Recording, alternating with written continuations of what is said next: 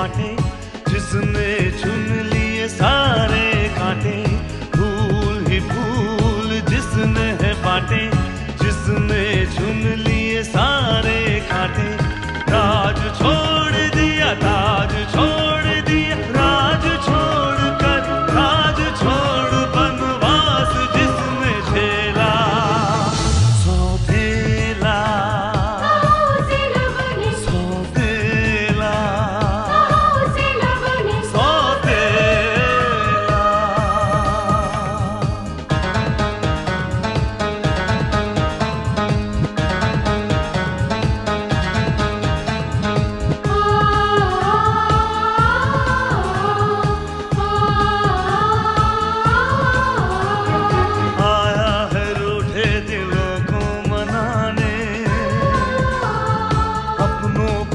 से वो अपना बनाने,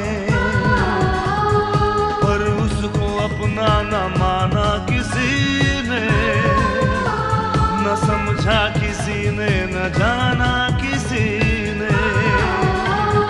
साथ छोड़ दिया, हाथ छोड़ दिया, साथ छोड़ के हाथ छोड़ उसे कर दिया अकेला।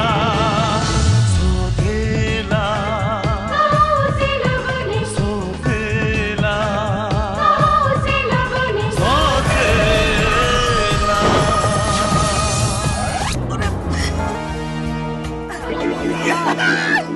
मैंने कहा था ना विशेष कभी नहीं हारता है। बिल्कुल।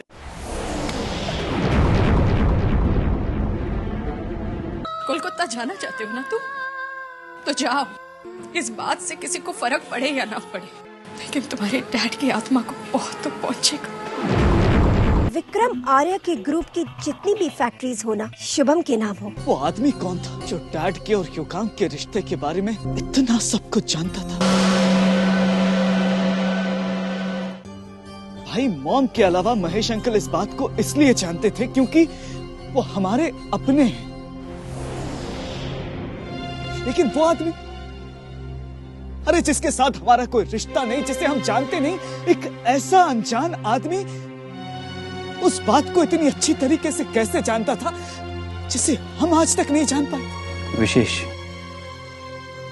हो सकता है वो आदमी हमारे लिए अनजान हो, लेकिन डैड के लिए ना हो सकता है उसका डैड के साथ कोई संबंध हो। नहीं भाई, क्योंकि अगर ऐसा होता तो अब तक कभी ना कभी तो डैड ने उसका नाम हमारे सामने जरूर लिया होता। विशेष, जिस तरह डैड ने युगांग की असलियत हमसे छुपाई, हो सकता है कि उसी तरह डैड ने इस इंसान की असलियत भी हमसे छुपाई हो। भाई युगांग की असलियत छुपाने के पीछे डैड की मजबूरी थी, लेकिन उस आदमी की असलियत छुपाने के पीछे क्या मजबूरी हो सकती थी? विशेष, अगर ऐसी कोई बात है भी तो डैड ही हमें उस बारे में बता सकते थे, या फिर वो आदमी। अब डैड तो इस दुनिया में है नहीं।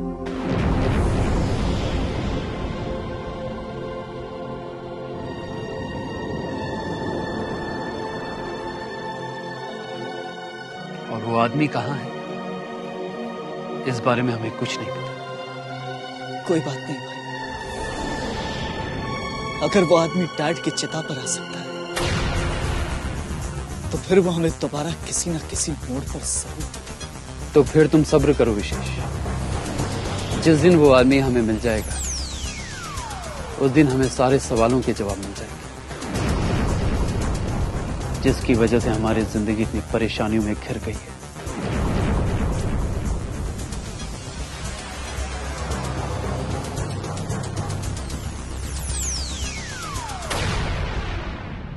सर पे टोपी लाल, हाथ में रेशम का रुमाल। लो कर लो बात। क्या कहना? अब तुमने अपने नए कपड़े त्याग कर, अपने सर को मुंडवा कर जीजा जी के प्रति तो अपना प्यार साबित कर दिया, पर आगे की तो सोचो कसम से। अब सोचना क्या है कल्याणी? अरे जिस हंडिया पे टिकटिकी लगाए बैठे थे, जीजा जी के मरने के बाद उसमें छेद हो गया। अब तो जिंदगी भर भोग ही लगाना है, और करना क्या है, चक्कर चला के। हाय हाय, तुम्हारा ख्याल तो अच्छा है, पर मुझे तो लगे है कि ये हांडी किसी और के ही नसीब में है, कसम से। किसी दूसरे के नसीब में? ये तो क्या कह रही है कल्याणी? हाँ हाँ, मैं सच कह रही हूँ। मैंने सुना है कि विशेष अपनी जीजा जी की सारी दौलत विदेशी युगांक के नाम करने वाला है, कसम से। युगांक के नाम करना चाहता? मगर क्यों कल्याणी?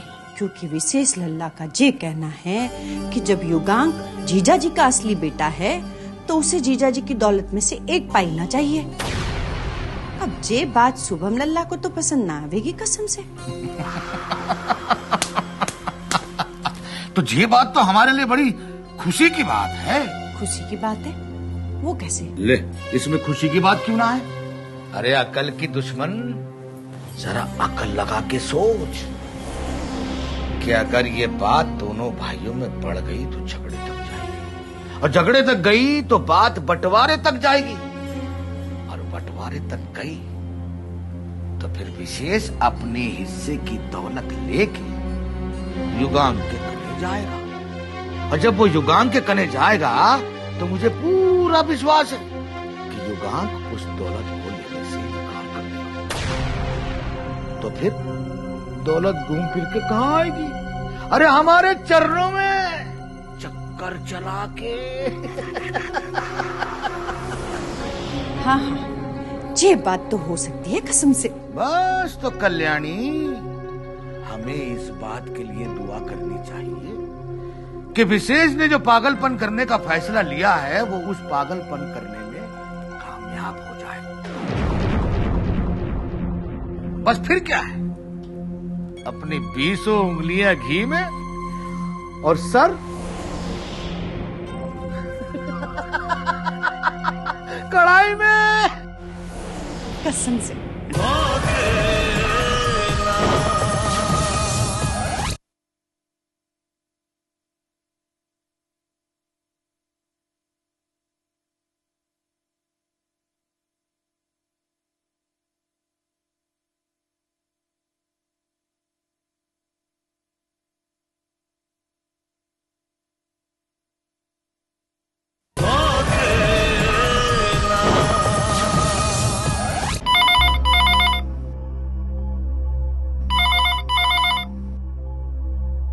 हेलो, हाँ जी, बोल रहा हूं। थैंक यू वेरी मच जी। विशेष, किसका फोन था बेटा? मॉम, मैंने एक कंपनी में जॉब के लिए अप्लाई किया था, उन्हीं का फोन था, मुझे नौकरी मिल गई मॉम। क्या? तो अब तुम बाहर जाकर काम करोगे? हाँ मॉम, क्या करें, मजबूरी है। अब इस घर, हमारी फैक्ट्री पर युगांक का हक है। नहीं विशेष, युगांक का कोई हक नहीं है। ये तुम्हारा पागलपन है जो तुम ऐसी बातें कर रहे हो। मैं पागलपन की बातें नहीं कर रहा हूं, मैं हकीकत बयान कर रहा हूं। और आप चिंता मत करिए, आज मुझे नौकरी मिली, कल मुझे घर भी मिल ही जाएगा। ओह, तो अब तुम ये चाहते हो कि मैं इस घर को भी छोड़ दूं? हाँ, हम, क्योंकि जब कुछ भी हमारा नहीं रहा तो फिर इस घर में रहने का भी हमें कोई हक नहीं है। नहीं विशेष, ये घर मेरे पति का है। इस घर से मेरे पति की यादें जुड़ी हुई हैं। मैं इस घर को हरगिज नहीं छोड़ सकती।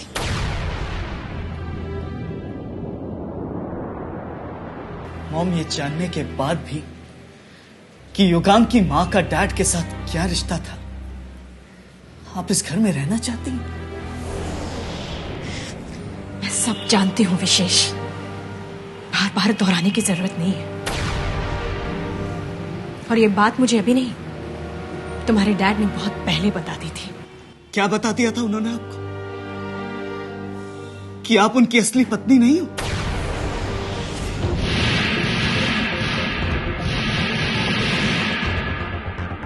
युगांग की मां उनकी जायज पत्नी है।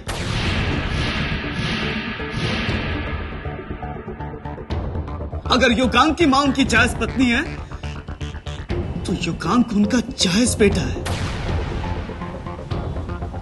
मैं नाजायज हूं।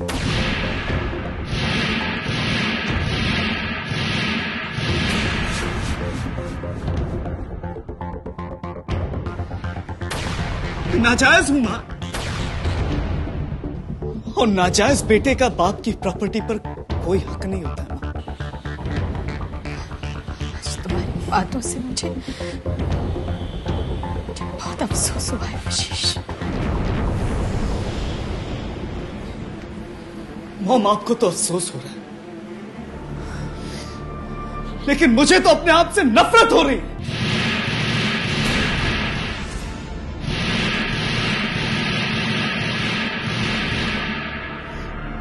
कि मैं पैदा ही क्यों?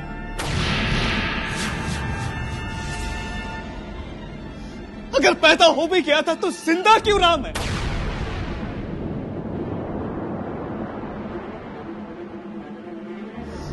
अरे अगर यही बदनामी सहनी थी तो इससे तो अच्छा होता कि मैं पैदा होते ही मर जाता ना मां।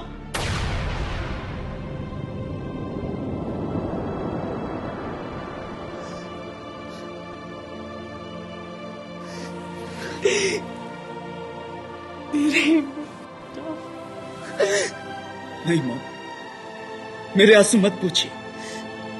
मैं आपसे कह देता हूं मॉम, अगर आप मेरी बात नहीं मानेंगे तो मैं अकेला इस घर को छोड़कर चला जाऊंगा।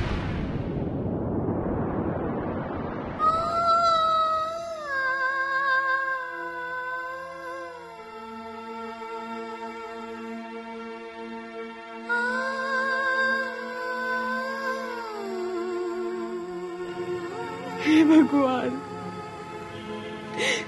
तूने मेरे जीने का सहारा तो मुझसे छीन लिया, लेकिन अब मेरे परिवार को बिखरने से बचा ले भगवान। मेरे परिवार को बिखरने से बचा ले।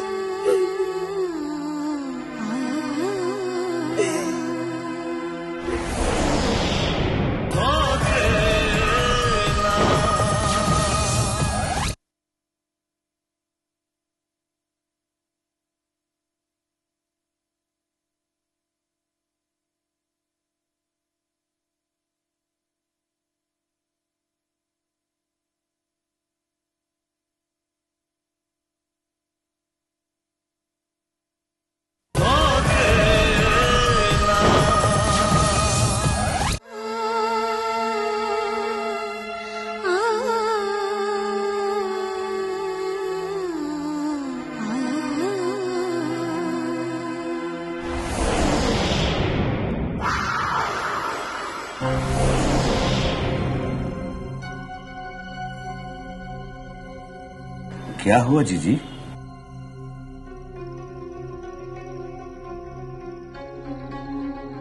कुछ भी तो नहीं। कैसे कुछ नहीं जीजी? आपके चेहरे पे चिंता की लकीरें तो साफ दिखाई दे रही हैं, और आप कहती हैं कुछ नहीं हुआ। जीजी, एक बात कहूं, कहना तो नहीं चाहिए लेकिन कहे बगैर रहा भी नहीं जाता। अब जो हो गया जीजी, वो तो शायद नसीब में लिखा था। अब उसे बार बार याद करने के बजाय भुला देना चाहिए। नहीं नारायण, कुछ बातें ऐसी होती हैं जो वक्त के साथ साथ धुंधली नहीं बल्कि और गहरी हो जाती हैं।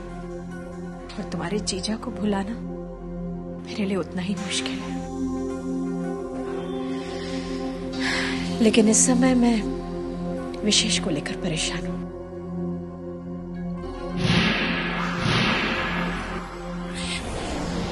विशेष ने ऐसा क्या किया जीजी? किया तो कुछ नहीं है, पर करने जा रहा है। वो अपनी सारी प्रॉपर्टी युगांग के नाम कर देना चाहता है।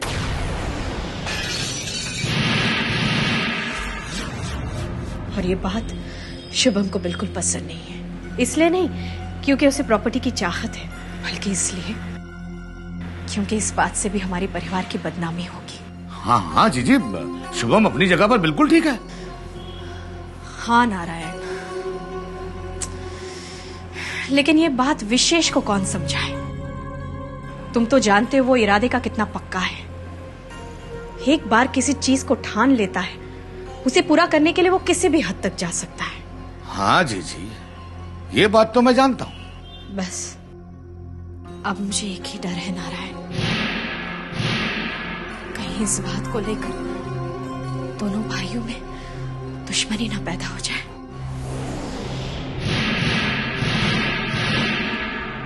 ना ना जीजी ना, विशेष कोई दूध पीता हुआ बच्चा थोड़ी है जो अपने परिवार के बारे में ना सोचे। यही तो बात है नारायण, विशेष अपने परिवार के बारे में तो नहीं सोचता। पता है वो मुझसे क्या कह कर गया? अगर मैंने उसकी बात नहीं मानी तो वो ये घर छोड़कर चला जाएगा, वो भी अकेले। कुछ समझ में नहीं आ रहा है नारायण। परिवार एक मोती की माला की तरह होती है, जो प्यार और रिश्तों की नाजुक डोर से बंधी हुई होती है। अगर उनमें से एक भी मोती अपने रिश्तों को भूलकर उस माले से अलग होने की कोशिश करता है, तो उस एक मोती की वजह से पूरा का पूरा परिवार बिखर कर रह जाता है, बिखर कर रह जाता है।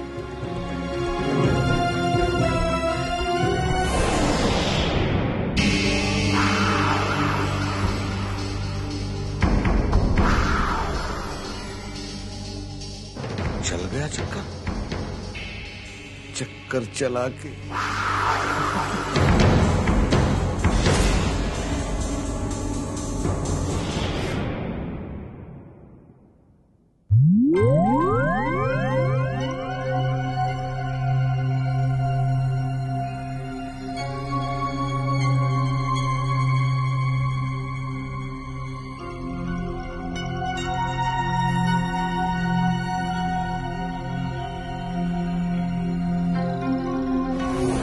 ये क्या काम है? तूने मुझे यहाँ मिलने बुलाया है और तू खुद ही खामोश बैठी है।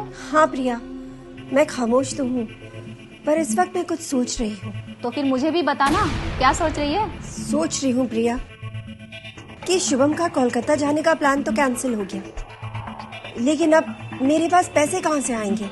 अब तुझे पैसों की क्या जरूरत है? प्रिया, पैसों की जरूरत तो हर इंसान को होती है, और मुझे पैसों की कुछ ज्यादा ही चाहत है। इसीलिए तो मैंने शुभम से शादी की थी, ताकि मैं उसकी दौलत के साथ ऐश कर सकूं। लेकिन अभी वो मौका ही नहीं आया है। क्यों? क्या शुभम ने तुझे पैसा देने से मना कर दिया? नहीं प्रिया, शुभम ने मुझे मना नहीं किया, पर शुभम के पास इतने पैसे होते ही नहीं हैं। ये तू कैसी बात कर रही है कामनी? शुभम विक्रम आर्य का बड़ा बेटा है। अगर उसके पास पैसे नहीं होंगे तो और किसके पास होगा? उसकी मॉम के पास। मॉम के पास? हाँ प्रिया, शुभम के डैड के चले जाने के बाद सारी की सारी दौलत उसके मॉम के तिजोरी में जाकर भर गई है, और अब घर में किसी को भी अगर पैसों की जरूरत होती है ना, तो उसकी मॉम से मांगना पड़ता है। तो इसका मतलब अब तुझे भी अपने खर्चे के लिए अपनी सासू माँ से पैसे मांगने पड़ेंगे?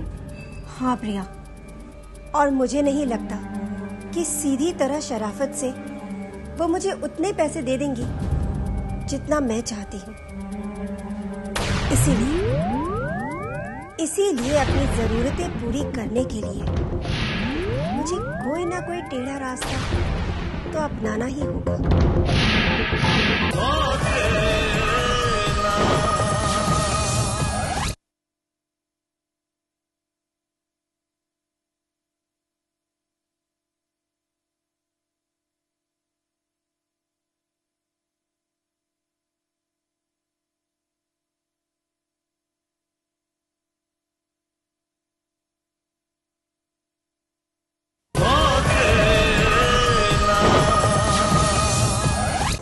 आप क्या कहना चाह रहे हैं मेरी कुछ समझ में नहीं आ रहा। आपको जो भी कहना है साफ साफ कहिए।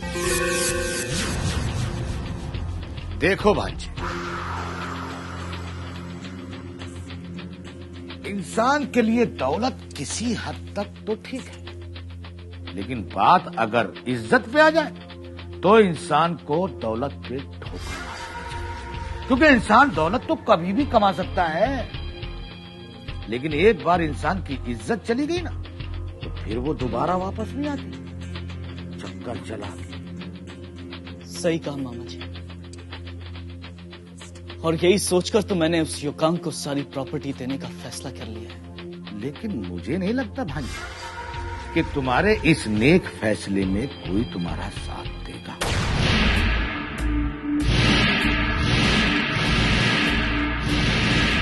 हाँ भांजी, अब मुझे कहना तो नहीं चाहिए, लेकिन कहे बगैर रहा भी नहीं जाएगा। वो ये भांजी कि शुभम को अपनी इज्जत से ज्यादा दौलत से प्यार है, इसलिए वो तुम्हारे नेक काम में रुकावट बनकर खड़ा है चक्कर चला के। नहीं मामा, ऐसी बात नहीं है। मैं मानता हूं कि भाई को युगांग के प्रति कुछ हमदर्दी हो सकती है, लेकिन उससे कहीं ज्यादा उन्हें अपनी इज्जत प्यारी है। अगर ऐसी बात है भांजे तो फिर ठीक है। अगर शुभम तुम्हारी बात ना माना तो तुम्हारे पास दूसरा रास्ता है चक्कर चला के। दूसरा रास्ता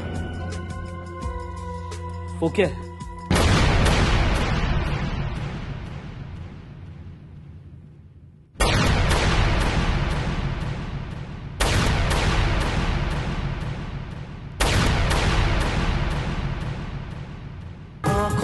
ख्वाबों की बारात लेके,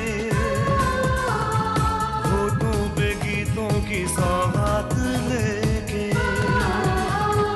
दिल में मोहब्बत के जज्बात लेके, आया था कितनी खुशी